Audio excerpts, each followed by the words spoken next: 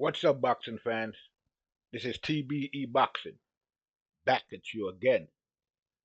Today's topic, making history. Israil Madrimov versus Terence Crawford, the road to Canelo Alvarez and four-time undisputed. Let's chop it up and see what it's all about. Got the money for minutes, pretty bitch, gotta show me titties. This is the life that I chose, huh? On the block with the pole, huh? This is the life that I chose, huh? On the block with the pole, huh? This life before Richard, huh? And I got the glazzy run up on me, I'ma make you get it. I'ma make you get it. Okay, boxing fans, let's talk some boxing. Well, as you all know, I've been away for a while, but I'm back now. Looks like boxing is getting interested again, so we have a lot to talk about. So we're gonna go right to it. Couple of things before we get out. We get started with this Madrimov versus Crawford and the whole card, the big card. A lot of fighters on this card. One of the best cards in a long time. So there's a lot to talk about. With this Crawford Madrimov uh, upcoming fight on August 3rd. But before we get to that, I just want to say a few things about the fight the big fight that just passed between Devin Haney, and Ryan Garcia. So there's a lot of talk out there about this fight. What happened, what went wrong. A lot of people hating on Devin Haney, the uh, Kingpin Devin the Dream Haney. Looked like the Kingpin took a hit. Uh, it wasn't a fatal hit. He's still up and running around. But he did take a hit. Took a couple of shots there. Uh, you know, uh, Ryan Garcia, King Rye, put out a hit on the Kingpin, and he got the Kingpin, but he didn't take him out completely, but he hurt him pretty bad. Okay, so the Kingpin, is kind of on the sidelines right now, nursing his wounds and trying to, recover. And I'm pretty sure he'll recover. But let's talk about the fight itself. I'll give it a couple minutes. Well, from what I can see, what went wrong in this fight, there's a lot of talk about the weight and this and that. I'm not really too, I mean, 3 pounds at the weigh-in, and who knows what it was actually at the fight. It probably outweighed Haney by maybe 10, 15 pounds. I'm not sure, but there's a lot of talk about that.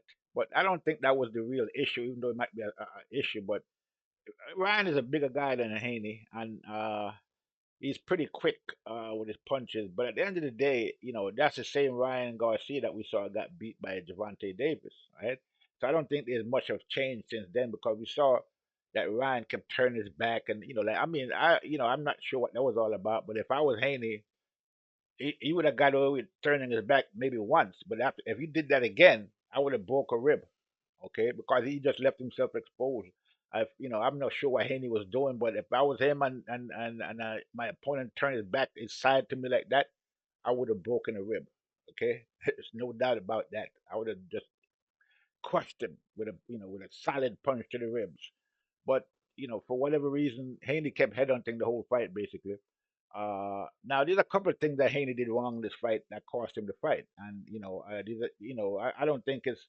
I think he needs to. I mean, it's not like he hasn't done it before in terms of what he did in this fight. I didn't see any lateral movement from Devin Haney in this fight.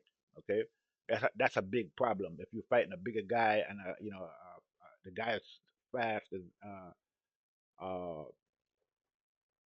Ryan Garcia, and he got a little power there as well. So we saw the way Javante fought him. He gave him movement. I didn't see Devin Haney do that. I saw Devin Haney trying to walk down or trying to, go after Ryan Garcia, which is a big mistake if you're the smaller guy. I mean, that wasn't the strategy, and 'cause you kept going after the man, and you kept putting yourself in range of his left hook. Excuse me. Now he did slip the left hook several times because if you'd have got caught all the time that Ryan fired that left hook, you'd have been knocked out way before you know you'd have been knocked out, much less being knocked down. Okay, so the bottom line is that Haney didn't. Haney needs to learn how to. Well, I'm not going to say he needs to learn because maybe he did. I've seen him fight on both sides, I'm not talking about switching stance. I'm talking about being able to fight on both sides. Okay, so I saw him fighting on one side, on on the right side, and he didn't give Ryan Garcia any angles. Okay, he didn't go to the left and go to the right and go to the right and go to the left. He didn't do none of that. Okay, he just was a straight. He was stood straight in front of uh, Ryan Garcia and put himself in the range of Ryan Garcia's left hook. Now, I'm not sure why he didn't, and that he didn't even try to circle away from the left hook. He should have been circling to his left, right? Haney should have been circling to his left, away from the power. So even if the left hook do catch him, sometimes it would catch him moving away from it. But most of the time he caught that hook, it was when he was moving towards the hook, and so he got hit very hard. I was kind of surprised at that he didn't use any kind of lateral movement whatsoever. Just kept trying to like he was trying to take out Ryan Garcia. He was taking the fight to Ryan. I mean, that wouldn't have been the strategy that I would have employed in this fight. So uh, he did what he did, and he lost the fight because of it. So I'm pretty sure they'll look at the fight, go over it, and see what they could, whatever adjustment they could make.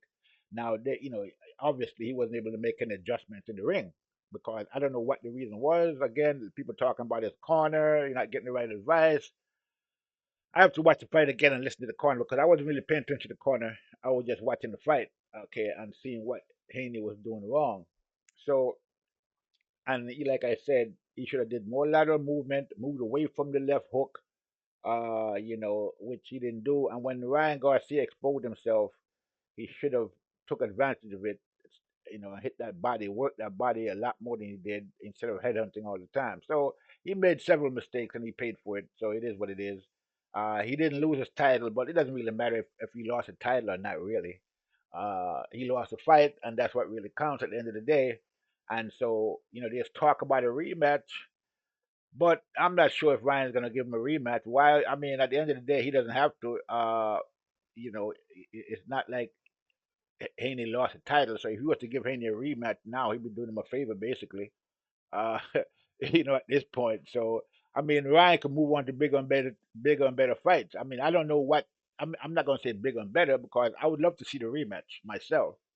But I'm not. I'm thinking that I don't think Ryan is going to give him the satisfaction of getting his get back. At this point, I don't think it's going to happen. But who knows? Money talks because now that the Saudis are in the business, I'm pretty sure that they could probably make that fight. But then again, Ryan is a funny guy. He might not even money might not be an issue for him, and he might just want to have the satisfaction of beating Haney and not giving Haney a chance to return the favor. So he might just go ahead and move on. He have a lot of big fights ahead of him, especially if he's going to welterweight, like he says. I hear him calling out Spence and possibly Boots Ennis, which that's all good. Uh, but I guess it would be interesting to see him at welterweight. I wouldn't mind seeing him against Spence. Really, it would be an interesting fight. But at this point, Ryan got a lot of big fights ahead of him, and he doesn't need to go back and revisit the Haney fight if he doesn't want to, because he doesn't really have anything to prove. From his perspective, I mean, he did beat Haney pretty convincingly. So, but again, Haney just employed the wrong strategy, I would think. And Haney's a lot tougher than I thought. The Kingpin is a pretty tough guy. 'Cause he took some shots there from, solid shots, went down and got back up, and I mean, it was pretty impressive. So all this talk about Haney having a glass chin and all of that, you gotta throw that out the window. He's a tough kid. He took some heavy shots. A lot of people just lay down and call it a day, but he kept getting up, and and actually he got up and kept attacking, you know, Ryan Garcia. I mean, which is a big mistake, So I'm not sure what was going on in his corner, but like I said, I have to watch it again and see what happened. But yeah, so that's what happened with the Devin Haney fight. A lot of haters out there now hating on Haney now. They've been hating on him before the fight. Now they're really going into overdrive with the hate. So but I wouldn't, write Devin Haney off so quick. I think he has a lot left to offer. He's a young kid, so he lost. I think he's gonna learn a lot from this fight. He's gonna, correct his mistakes, and I think he'll be back bigger and better than ever. So we just have to wait and see how that plays out. All right, so let's get to this Crawford Madrimov fight right now. Uh, well, big fight coming up, big card, okay. But before we get started into it, let's go to our AI journalist and get a latest update on what the fight is all about. Let's bring in Imani. Hi, my name is Imani Shabaka, AI journalist for TBE Boxing. Terence Crawford, the former undisputed welterweight champion, is set to make his junior middleweight debut against Israil Madrimov on August 3rd in Los Angeles. This highly anticipated matchup will see Crawford 40 wins, 0 losses, 31 knockouts fresh off his career-defining victory over Errol Spence Jr. Challenge Madrimov, who has 10 wins, 0 losses, 1 draw and 7 knockouts for the WBA junior middleweight title. Crawford, widely regarded as the pound-for-pound king, will be seeking to become a four-division world champion by capturing the 154-pound title. Despite Madrimov's impressive record and ranking as ESPN's number 3 fighter in the division, Crawford is the favorite as he moves up in weight. Initially, Jermel Charlo, the former undisputed junior middleweight champ, had declared his intention to challenge Madrimov. However, his promoter clarified that Charlo has no objection to Crawford meeting Madrimov first. A potential Crawford versus Charlo bout could generate significant revenue given their past verbal exchanges and Charlo's status as a former undisputed champion. The undercard will feature notable bouts, including WBA junior welterweight champion Isaac Pitbull Cruz versus Jose Valenzuela, former unified heavyweight champion Andy Ruiz Jr. versus Jarl Miller, and Leo Sonic Cruz versus Abner Mares in their third career encounter.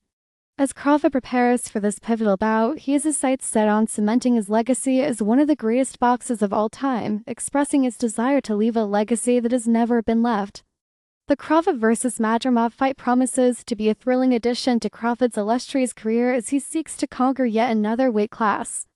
That is all I have for right now. Back to you, TB. Okay, so there it is. That was Imani Shabaka, our AI journalist, giving you a quick update on the fight. So let's look at the card. It's a pretty big card. A lot of good fights on this card. You see the guys here. Uh, Tim Zoo, Andy Ruiz, Ortiz, Pitbull Cruz, Crawford, and there's more fighters on the as the Imani just mentioned on the card. So it's gonna be a big card. It's gonna be it's a great card actually. Okay, a lot of fights on this card, and so we can expect fireworks. I would think. Now, let's talk about this Israel Madrimov guy. Very active fighter. He only has 10, 11 professional fights, but he has a amateur record of 330 and 15. I mean, man, this guy's a that's like a amateur professional, okay, a professional amateur professional. So this guy Israel, Madrimov had almost 400 fights, okay, and kind of like Lomachenko and this guy is an Eastern European fighter in the vein of fighters like Triple G, even look a little bit like Triple G and Lomachenko, which as we know, these European fighters are pretty good fighters and some of the best fighters in boxing, right?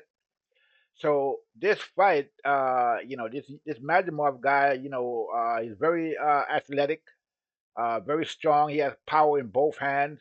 He's very unorthodox when it comes to his movement in the ring. He gives you angles, he punches from all different angles, leaping punches.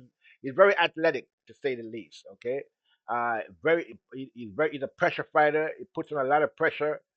And he's pretty quick, and he can take a punch as well. So this is a real fight that we have in here. This guy Majimov is no joke. As you can see, 11 fights and he's already a professional, junior middleweight champion. So it's kind of like Lomachenko, okay. Uh, I mean, when you have 330 amateur fights and you only lost 15, I mean that's a magnificent record. Okay, so this guy is no slouch in any way, shape, or form. This is probably Terence Crawford's toughest fight to this point. Okay, we can see this guy Madrimov in action here. We're seeing Terence Crawford in action as well, but there's Madrimov. He's a brutal puncher that puts pressure on constantly, and like I said, he's young, he's athletic, and he's strong. I mean, he does backflip and double backflips after each fight. So this guy, in his is in his prime as a fighter.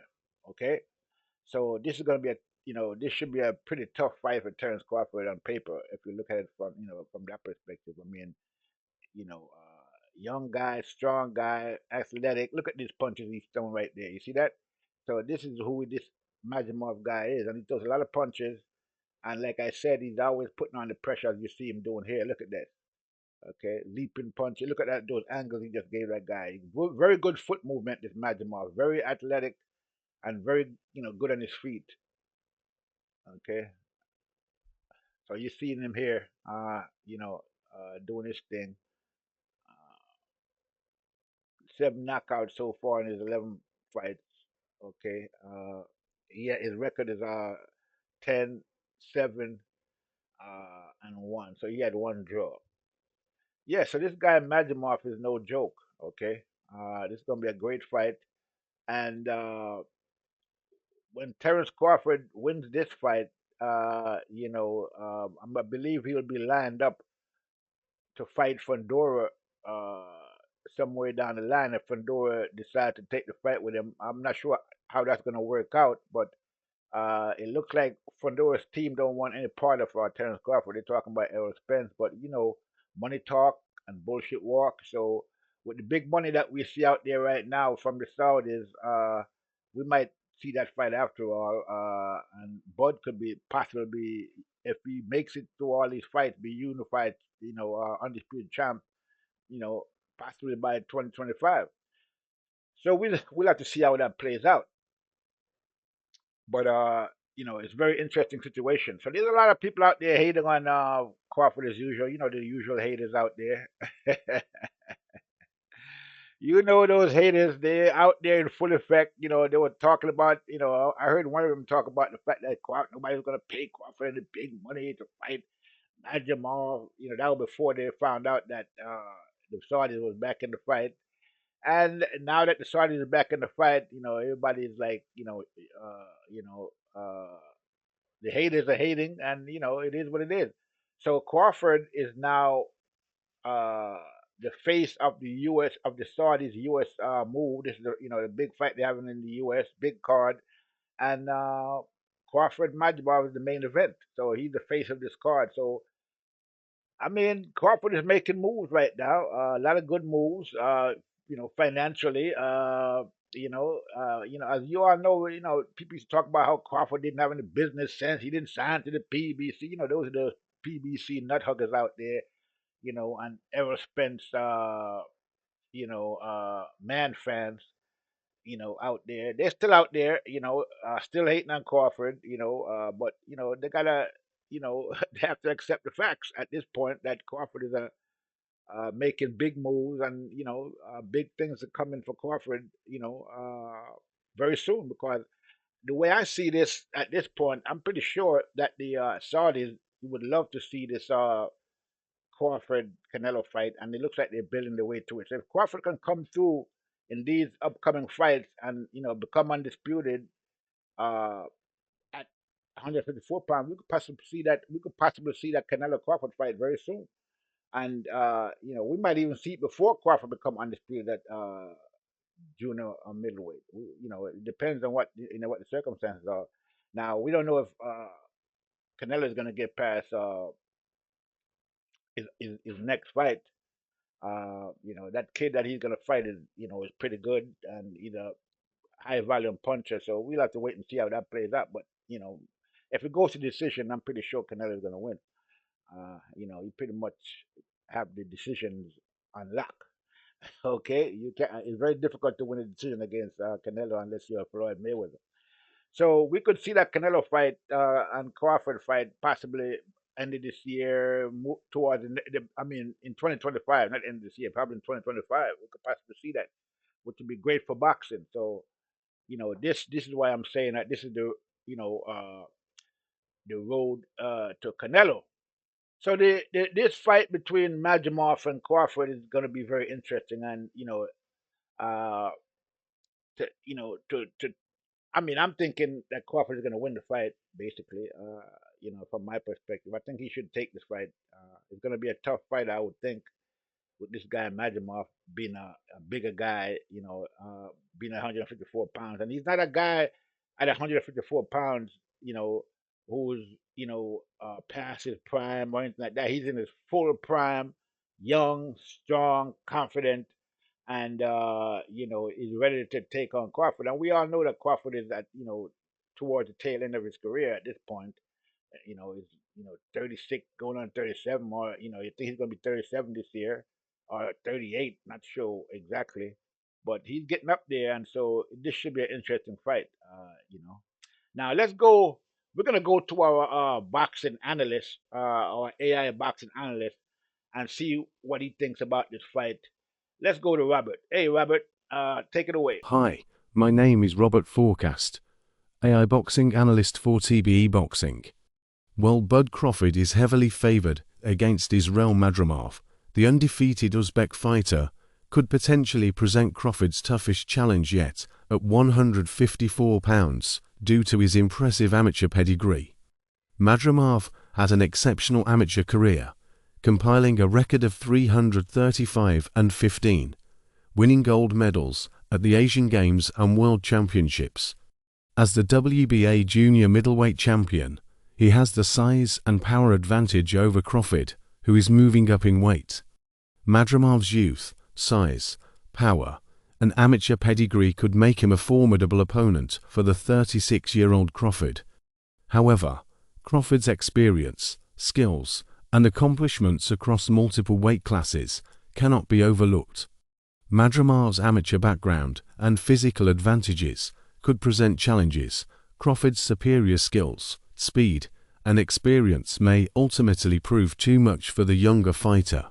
Ultimately, this matchup promises to be a stern test for Crawford as he seeks to conquer another weight class. However, most pundits are giving Crawford a massive advantage. I think it could be a lot closer than people might think. With that said, back to you, TBE. Okay, thank you, Robert. Okay, that was our AI boxing analyst, Robert Forecast, and you saw what he said about the fight. So, I pretty much agree with everything he said, in terms of the fight. But again, even with all the advantages that Madrimov has in terms of, youth, strength, maybe, speed, so and the fact that he's pretty active, he's an active fighter, and we all know Crawford hasn't fought in a year. But at the end of the day, I'm gonna give the edge to Crawford in this one, and he should either be able to stop Madrimov or take him the distance. I think he's probably gonna end up in a stoppage because Madrimov is gonna be keep is pretty aggressive, and he's gonna be coming forward if he follows his usual modus operandi. So we'll have to see how it plays out in the ring at the end of the day. But yeah, so I'm leaning towards Crawford with this one. I'm not gonna make this video too long. I just got back. I'm gonna do a follow up to this video, talk about this Crawford fight some more. But right now, we're gonna leave it there. Prediction at this point, I'm going with Crawford. I think he should take this fight, and we'll have to see, how it plays out in the ring. So with that said, people, I'm going to leave it there. Glad to be back. Look out for more videos coming from TBE. And that's all I have for right now. I see you on the next one. I'm out. Got the money for minutes, pretty bitch, gotta show me titties. This is the life that I chose, huh? On the block with the pole, huh? This is the life that I chose, huh? On the block with the pole, huh? That's life before riches, huh? And I got the glazy run up on me, I'ma make you get it. I'ma make you get it.